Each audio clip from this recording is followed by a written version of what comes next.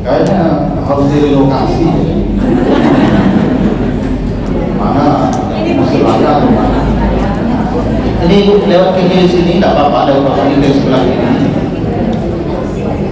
Saya khawatirnya nanti ibu yang belakangan pulang, padahal beliau jauh-jauh datang pulang. Ini sisi sebelah kiri saya itu. Nah. Jadi nanti ibu masuk surga sama bapak-bapak aja ya, sama suami masing-masing aja. Tidak usah gabung saya lah, repot saya lagi. Pokoknya urus saja sama istri masing-masing pak. Nah begitu, silakan ibu.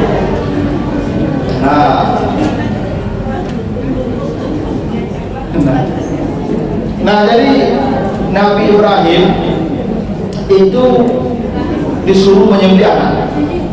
Pasti tidak ada orang tua yang senang itu diperintahkan. Sama kayak Ibrahim juga sebenarnya tidak terlalu happy dengan perintah itu. Tapi itu karena perintah Allah. Karena tadi janji Allah boleh jadi kamu membenci sesuatu itu baik. Dan Ibrahim dengan keyakinan dia sendiri anak. Kemudian diganti dengan ibas. Nah kata Allah kan di ayat yang ke-109, ayat yang ke-108, 109, wa tarakna alaihi fil akhirin, kami jadikan amal Ibrahim itu sunnah bagi orang-orang yang datang setelah dia sampai hari kiamat. Itu buktinya yang tidak kita suka itu ternyata kebaikan untuk kita. Berapa banyak orang yang berkorban setiap tahun? Itu semua orang yang berkorban itu pahalanya untuk Nabi Ibrahim. Kenapa? Karena dia yang menunjukkan cara korban. Andai Ibrahim dulu menolak, tidak mau dia menyembelih anaknya, mungkin kita tidak mengenal ritual korban setiap tahun. Dan Ibrahim akan kehilangan pahala berkorban manusia sepanjang masa. Jadi perintah itu kadang-kadang tidak menyenangkan, tapi kata Allah boleh jadi tidak menyenangkan itu ada kebaikan yang tidak kamu ketahui. Makanya kata Allah kepada Ibrahim, salamun ala Ibrahim, kadzalika najzil muhsinin. Selamat kata Allah, selamat atas Ibrahim karena dia telah melaksanakan perintah Allah yang berat tadi, yang tidak disukai tadi, dan dia dimasukkan Allah kepada kelompok muhsinin. Ya, manusia terbaik. Nah itu buktinya tadi, perintah itu tidak menyenangkan, tapi boleh jadi yang kamu tidak suka itu di sana ada kebaikan yang banyak. Itu contohnya Nabi Ibrahim. Ya, di surah As-Saffat ayat 100 sampai 110. Dua contoh ya, Siti Hajar istri Ibrahim. Coba nanti baca ceritanya di surat Ibrahim, surat 14 ayat yang ke-37. Ya. Nabi apa? Kan Siti Hajar tuh ya istri kedua Ibrahim. Istri pertamanya Siti Sarah. Lalu kemudian karena lama tidak punya keturunan, menikah dengan Siti Hajar. Betul? Akhirnya lahirlah anak Ismail. Ismail ini artinya Allah telah mendengar. Isma itu mendengar, El itu Tuhan, Elah kita Allah. Jadi ini baru melahirkan anaknya masih itu merah, tapi Allah uji bahwa dia mesti berpisah dengan suaminya, ditinggalkanlah dia di Makkah. Ya. Di sini ada kalau mau sebelah kiri saya. Ya. Ini ibu masyarakat. Jadi Nabi Ibrahim meninggalkan istrinya yang baru melahirkan di Makkah. Itu perintah Allah. Wa izin berkata Ibrahim Rabbuhu bi kalimatin fa'atamahuna. Itu kata Allah. Allah uji Ibrahim dan istrinya. Coba ibu bayangkan, ibu habis melahirkan anak, itu ditinggal dari suami, ditinggal si ibu, ya di tengah padang pasir itu, tidak ada makanan, tidak ada kulkas, dikasih semua. Waktu beranak, dan suami ibu lain tinggal sih. Kamu yakin kalau ibu mungkin nyolala apa juga kali? Yakin betul? Dia sudah melahirkan ibu ditinggal saja, ya, pasti ya betul. Ya, nah ibu simulasi jangan menghalangi itu, karena masalahnya nanti yang datang belakangan nanti pikirannya sudah penuh sesak. Sini, baik. Nah, Sini sebelah kiri Ustaz sini ada. lewat di depan bapak-bapak dan bapak ibu. Silakan. Sini. Ibu-ibu yang ini gedung situ boleh sebelah kiri. Ya bu ya, hilang panjang sih ya.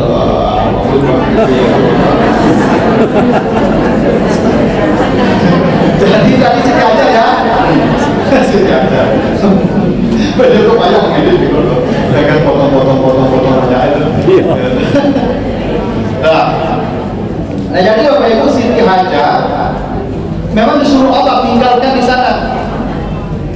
Maka ketika Ibrahim meninggalkan Hajar di tanah tandus, baca di sini Ibrahim 37. Rabbana inni askantu min suriyati biwadin ghairi zizar'in, tempatnya wadin ghairi zizar'in, tempat tandus dari kota lewat tidak bauran, tandus gersak angin, tidak ada makanan, tidak ada minuman. Itu Zam-Zam itu belakangan setelah tinggal di sana, ditinggalkan di sana di pinggir Ka'bah.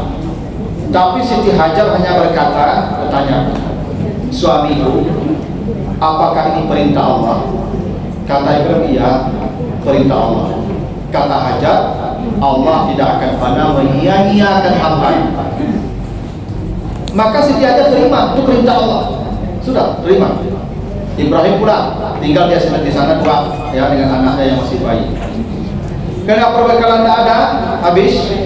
Maka Ismail menangis kehausan, gitu kan? Maka Siti Hajar mulai berusaha mencari bantuan. Naik ke Bukit Safa, tengok-tengok ada orang lewat dan bawa minuman. Tidak ada, lari pula ke Bukit Marwah, naik dari pada atas bukit itu, tengok lagi ada orang dah, bolak-balik tunjukkan. Akhirnya air keluar dari kaki Nabi Ismail, dari hentakkan kakinya. Tidak? Apa yang terjadi? Apa yang dilakukan Siti Hajar, berlari dari Safa dan Marwah mencari air, sekarang menjadi ritual manusia sepanjang masa sampai hari kiamat. Bapak Ibu hitung saja berapa pahala haji dan umrah setiap hari, setiap tahun. Itu pahala untuk Siti Hajar semua. Kalau Siti Hajar melana Ibrahim ke kayu dulu, mungkin tidak akan begitu di Siti Hajar. Tapi kalau Siti Hajar tidak patuh dengan perintah Allah, tidak menyenangkan perintah Allah itu, iya tidak menyenangkan. Masa kita baru melahirkan anak, ditinggalkan berdua saja di sana, tidak ada manusia di sana, negeri kosong. Tapi ini perintah Allah. Karena perintah Allah itu kadang-kadang kurhun, tidak menyenangkan. Perintah Allah itu ya kadang membuat kita sesat. Tapi kalau kita yakin perintah Allah itu ada kebaikan, itu contohnya Siti Hajar. Sampai hari kiamat dia terima pahala haji umrah. Karena salah satu ritual haji umrah itu namanya sa'i. Tidak sa'i, tidak sah. Berarti pahala haji umrah untuk Siti Hajar jutaan manusia tiap hari yang melakukan. Itu karena patuhnya kepada perintah Allah dan kepada suaminya. Jadi kalau ada perintah apa tidak masuk akal, terima saja. Dia kan tak masuk akal. Awak beranak ketek tinggal di padang pasir, kan tak masuk akal. Tapi dia tetap berbaik sangka. Tak masuk akal, mana tidak apa-apa. Karena perintah itu kadang-kadang kurhun. Kurhun itu tak menyenangkan. Nah kalaupun tidak menyenangkan, kerjakan saja. Nah itu buktinya Nabi Ibrahim itu kurban sepanjang masa dia terima pahala. Siti Hajar haji umrah sepanjang masa dia terima pahala. Kenapa? Dia melaksanakan perintah Allah yang tidak disenangi di waktu. Ya, itu contohnya. Jadi ibu kalau perintah walaupun tidak menyenangkan, kerjakan saja, pasti akan dimainkan. 3. Baca di surah Al-Qasas 7 sampai 13. Al-Qasas 28 7 sampai 13. Itu ibu Nabi Musa itu ketakutan, ya tak? Karena Fir'aun mencari bayi-bayi yang lahir akan dibunuh. Maka ibu Nabi Musa melahirkan Musa itu jauh dibawa ke luar kota Mesir, bersembunyi. Lalu dia ketakutan bagaimana dia akan merawat anaknya. Maka perintah Allah apa? Fa iza khifti alaihi fa'alqihi fil yammi. Engkau hanyutkan putramu ke sungai Nil. Bayangkan ibu, ku anak baru lahir ibu kan, gak dihanyutkan, dihanyutkan di sungai Nil pakai peti saja, hanyut. Aku yakin ibu tak akan kuat kalau disuruh hanyut anaknya. Tapi itu perintah Allah, hanyutkan saja anakmu. Itu perintah Allah. Akhirnya ibunya Musa, ya sudah, karena itu perintah Allah hanyutkan, maka anaknya dihanyutkan. Hanyut. Tapi apa yang terjadi? Allah giring itu peti menuju istana Fir'aun. Ya, lewat di depan pemandian istri Fir'aun. Nampak oleh istri Fir'aun ini ada peti hanyut, dibuka, ternyata bayi, dibawa pulang. Sampaikan ke suami Fir'aun, aku dapat bayi hanyut. Ya tak? Kata Fir'aun, itu mungkin kau cari-cari. Ambil dah diam, banyak karet. Kata istrinya, jangan dah. Ya tak? Wah, saya kau jadi anak awak. Ya tak? Itu Allah yang memberikan jalan begitu. Lewat kasih sayang istri Fir'aun. Fir'aun kau sayang ke istrinya, udah ambillah. Akhirnya dicarilah ibu-ibu di kota Mesir yang punya anak yatim untuk menyusukan. Nabi Musa tidak mau menyusuk. Sebanyak itu ibu-ibu maduan kamu dunia untuk ibu. Iya begitu tuh. Biasanya bayi-bayi kan tidak milih ya. Bayi kan tidak pada milih ya Pak. Utang susu jauh ini tuh. Tapi Musa milih tidak mau. Sampai datang saudari Musa, mau tak kalian saya tunjukkan ada wanita yang bisa menyusui dia? Panggil, kata Fir'aun. Panggillah, ternyata ibu Musa sendiri. Akhirnya apa? Nabi Musa menyusu ibunya. Kata Fir'aun, engkau tinggal di sini menyusukan dia. Tak menyenangkan berita tadi kan? Kalau mungkin, maka Musa pun tumbuh badannya kuat, badannya sehat. Kenapa? Anak raja itu bergizi, kan? Tinggal di istana. Salah kandak dapat segala nutrisi dikasih. Kalau Musa tinggal jinduknya menyuruh-nyuruh, mungkin kuri kerempes Musa. Tak bergizi. Tapi cara Allah begitu. Sehingga Musa kok badannya kuat, karena gizinya cukup. Karena tinggal di istana jadi anak angkat raja. Musa tu badannya kuat, ya makanya Bani Israel itu takut ke Musa. Asraf tiba Musa tu pokoknya tidak ada yang bisa macam-macam kalau Musa ada tu. Musa tu tak banyak cicit, cicit tambah. Musa tu tak banyak cicit banyak. Ya kan? Kalau pada itu ada. Kenapa Musa tadi sampai ibunya masuk ke istana?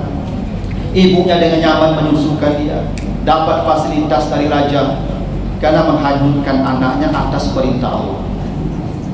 Dan menyenangkan perintah itu di awal, masa hanyut, anak hanyut, entah kamu gitu. Tapi Allah punya cara, ada sesuatu yang baik yang kamu tidak tahu. Makanya wallahu ya'lam, Allah tahu, wa antum la ta'lamun, kamu tidak tahu mana yang baik. Ya. Jangan Bapak Ibu dikira ini baik-baik, enggak. Boleh jadi yang kita kira baik itu buruk. Tapi boleh jadi yang kita kira buruk itu baik. Itu contohnya tuh. Jadi kalau ada perintah-perintah Allah, kerjakan saja, pasti ada kebaikan. Itu contohnya ibu Nabi Musa. Nah, 4, baca surah Al-Ahzab 37, surat 33 ayat 37. Ini cerita ya pernikahan Zainab dengan Zaid bin Harisah. Jadi Zainab itu wanita terhormat itu. Dia itu nasabnya tinggi. Orang Arab itu nasab itu penting dia. Nasabnya tinggi. Ya. Ibu sebelah kiri saya, ibu. Tidak apa-apa lewat sini. Jangan di pintu jongkok karena ini di sebelah kiri saya. Masih lama sih.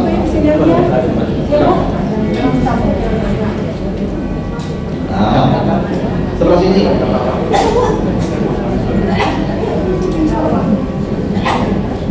Di Ustaz yo rami. Apa? Kalau di Ustaz yo rami kenal, melimpah. Iya. Alhamdulillah. Nah, kecil saja. Karena begitu. Kullu ri'in ma'aman ahabba. Kata Nabi, nanti di akhirat semua orang akan berkumpul dengan siapa-siapa yang dia cintai.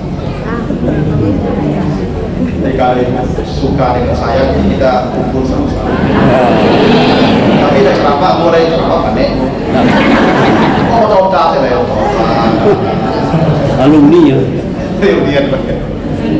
Nah, begitu. Nah, jadi Zainab binti Jahsy itu wanita mulia.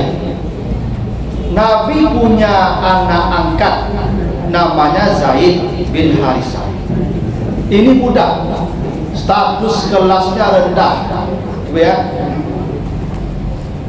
Wajahnya pun tidak menarik, kulitnya cenderung gelap.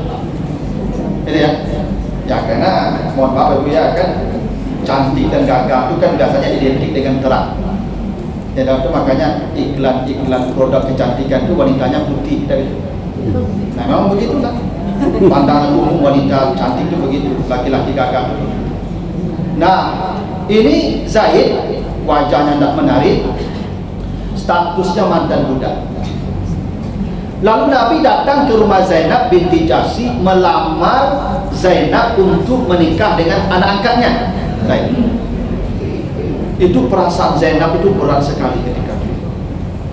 Awak rancak, nasab tinggi, status kelas tinggi, kamu nikah jo mantan budak, yang bantunya pun tidak menarik. Maka ketika itu Zainab baring panai, baring itu perintah Nabi, perintah Allah. Berat rasanya menikah dengan Zaid. Tapi karena ini perintah Allah, akhirnya Zainab turut patuh. Menikahlah dia dengan Zainab. Tapi berjalan waktu, memang rumah tangga tidak berjalan harmonis. Karena tidak sekufu. Tidak sekufu. Maka sekufu itu penting. Ibu kalau kau cari binatu, perlu sekufu. Ya, kalau tidak sekufu, itu contohnya Zainab dan Zaid. Ya sekufu itu bisa jadi begini. Dan mesti sama selevel satu. Bisa jadi iko kayu, wajahnya kurang, iko rancak kurang harato. Itu sekufu itu atau timbal baliknya. Dia rancak, itu haraku rancak itu iko tinggi. Iko menaik harakunya wajah dompetnya. Bisa jadi itu juga. Tapi yang selevel itu Imbang ya. yang ci harakunya naik ke wajah, nenci harakunya naik ke dompet. Jadi begitu kok kalau cari pasangan biasanya bela wajahnya tujuh ke bawah, tapi dompetnya 9 kaki. Itu perawatan kalau skincare atau segala macam. Itu natural saja tuh. Kalau kami rata-rata biarlah binti kurang, tapi rancak. Nah, itu natural. Itu sudah alam begitu. Itu sekufu juga namanya. Atau yang cip pendidikannya tinggi, ya tapi mungkin binti tidak do miskin. Yang cip rendah pendidikannya tapi mungkin kayu. Atau sekufu juga. Zaid anak muda miskin wajah itu doang turunnya. Kan tidak cocok jalan, udah sepuluh. Ya akhirnya rumah tangga tidak berjalan harmonis. Mengadu ke Nabi. Zainab ya sebagai seorang istri, ya dia wanita berkelas lah. Ya antara serius dan tidak saja melayani sholat. Akhirnya mengadu ke Nabi berkali-kali. Kata Nabi, bertahan, amsik zaujah, tahan, sabar, bina terus rumah tangga itu. Berkali-kali Zainab mengadu ke Nabi, akhirnya tidak bisa lagi bertahan. Lalu kemudian bercerailah Zainab dengan Zaid bin Harisah. Setelah iddahnya habis, turun ayat ini, wa zawwajnakaha. Allah nikahkan Zainab dengan Nabi langsung dari langit. Surah nikah itu turun dari langit. Satu-satunya wanita yang penghulunya di langit, Zainab. Nih, ayat ini turun untuk menikahkan Zainab dengan Nabi. Tidak ada wanita di bumi yang menikah kecuali mereka punya wali. Walinya kalau tidak bapaknya, saudaranya. Zainab walinya Allah dari langit langsung. Makanya Zainab binti Jahsy itu berbangga-bangga di hadapan istri Nabi. Kalian menikahkan kalian kan bapak kalian, wali kalian. Saya Allah dari langit. Turun ayat menikahkan Nabi dengan Zainab. Jadi Nabi dan Zainab itu menikahnya tidak pakai wali, Pak. Turun ayat ini, zawwajnakaha, udah kami menikahkan engkau dengan dia. Jadi suami istri. Nah, tapi bapaknya cemburu kok. Kenapa jatuh kan turun wahid pada dia. Ini untuk Nabi juga. Itu satu-satunya si Nabi ya. Itu kan kekhususan namanya itu. Gini, untuk apa? Untuk apa Allah nikahkan Zainab dengan Nabi?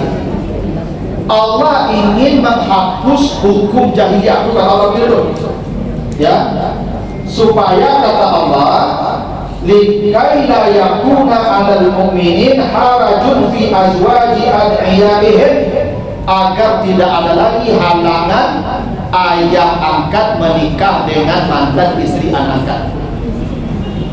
Dulu tidak boleh menikah dengan mantan istri anak angkat, karena dulu anak angkat sama dengan anak kandung. Di masa jahiliyah, anak angkat ini, saya tidak punya anak, saya mengadopsi anak laki-laki, dari lahir saya adopsi. Kalau dia nanti menikah, kalau Allah mati anak angkat saya ini, saya mati pula istri saya, maka saya harus menikah dengan istri anak angkat saya. Itu hukum sebelum ayat ini turun. Karena anak angkat orang Arab jahiliyah dulu menganggapnya sama dengan anak kandung, dapat waris, dapat hak nasab. Allah ingin katakan dengan menikahnya Nabi dengan Zainab, maka dihapus hukum jahiliyah itu.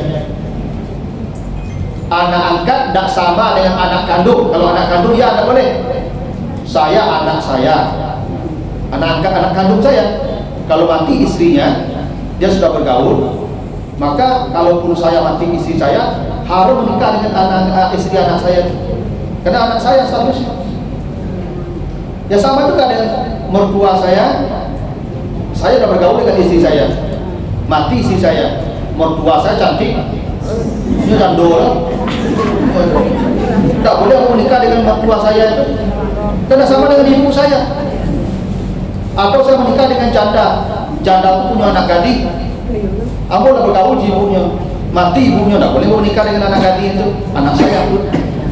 Itu kita begitu tuh, ya, karena anak kandung status begitu.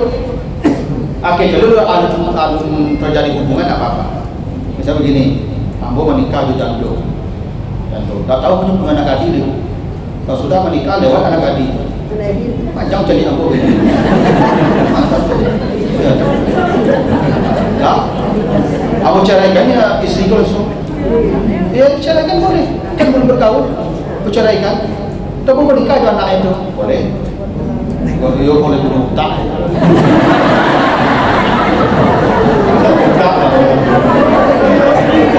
Kita seorang minta tidur, ada dikasih ada itu. Apa ada?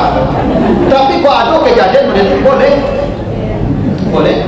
Mana dunia Selawi itu, ya benar ada kejadian begitu. Karena kalau menikah dengan mertua itu ada kejadian. Nah saya itu ya ada teman saya, tetangganya betul. Jadi istrinya kok menggali pesan. Nah, menggali pagi, sore, pagi, sore di situ. Aneh suamiku rumah banyak ayam merawat suamiku mertuanya. Makan minum sampai lalu diurus oleh mertuanya. Mertuaku jatah. Akhirnya apa? Diceraikannya istrinya, menikah dia sama mertuanya. Ya haram, tak boleh. Itu makanya ibu-ibu ya mertua hujan apa mana akrab ayo minat akrab mana lagi yang growing kan. Ya kalau ditanya boleh, ibu haram menikah dengan dia, haram. Tapi kan kasus terjadi kayak tadi itu, ya kan? Kalau tanya hukum, tidak boleh. Dilarang menikah dengan ibu istri, tidak boleh. Dengan anak istri, tidak boleh. Makanya saya kalau menikah dengan seorang wanita, misalnya, maka ibu dia itu seperti ibu saya. Maka ibu istri saya itu boleh membuka aurat di depan saya, karena saya haram menikah dengan dia, mahram. Sudah. Sama dengan anak tiri saya atau anak sambung saya yang perempuan, sama. Nah kalau anak angkat, tidak begitu. Dia tidak sama dengan anak kandung. Dulu orang jahiliyah menyamakannya dengan anak kandung. Maka turun ayat ini menghapus hukum itu. Tapi lewat cara apa? Disuruh Zainab menikah dengan Zaid. Baru kemudian menikah dengan Nabi sebagai bapak angkat Zaid. Kalau Zainab tidak mau menikah dengan Zaid dulu, maka tak mungkin dia jadi istri Nabi. Ada? Itu jalan Allah menjadikan Zainab menjadi ummahatul mukminin. Lewat dia rela menikah dengan Zaid, dan setelah menikah dengan Zaid disuruh Allah menikah Nabi dengan dia. Tujuannya ada secara syariat, tapi jalan itulah yang membuat Zainab menjadi istri Nabi. Kalau tidak begitulah Zainab dulu, mungkin tidak jadi istri Nabi, mungkin tidak masuk surga tanpa hisab. Apa maknanya tadi? Boleh jadi kamu membenci sesuatu, tapi itu baik. Maka ibu kalau disuruh menikah, ibu kan malah ya, kan kuat dengan kita disuruh menikah dia apa kan? Dah kat tujuh dah bang dok, menikah sajalah. Ya boleh jadi dah kat tujuh, kok di situ kebaikan. Awak dah tahu loh. Kalau kini anak-anak ini kan bu cinta mati, bucin. Dah hiraunya dengan perintah ayahnya ni. Kadang nak lari je bagai. Nak berpisah je dapat gitu. Ya tak? Demi keinginan dia menikah dengan laki-laki yang dipilih. Padahal belum tentu itu baik. Boleh jadi yang kita tidak suka dengan perintah bapak kita ini yang paling baik. Ya tak?